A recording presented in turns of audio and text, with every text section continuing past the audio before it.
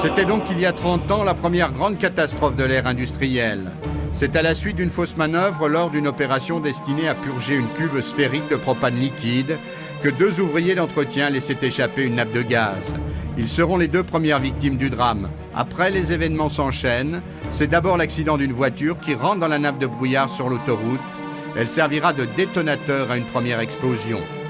Des sapeurs-pompiers mal préparés à ces incendies d'un nouveau type seront impuissants à maîtriser le sinistre. Ensuite, ce sera l'explosion du réservoir de gaz dont la température est passée de moins 40 degrés à près de 1000. Une centaine de personnes seront emportées par le souffle. L'explosion fera 17 victimes et plus de 80 blessés, dont André Poncet, sapeur-pompier. Nous sommes arrivés sur un feu qui n'était pas celui que nous avions l'habitude de traiter. C'était d'une importance telle, d'une nature que nous ne connaissions pas, ou mal. Et puis, il y a eu une montée en puissance. C'est-à-dire que ça a grossi en amplitude. Nous avons fait au maximum de nos moyens.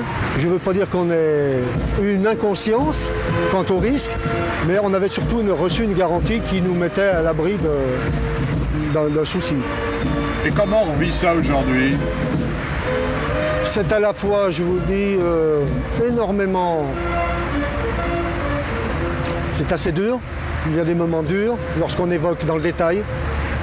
Et puis d'une autre façon, le fait de voir autant de monde, autant de choses se réaliser 30 ans après, eh bien c'est réconfortant.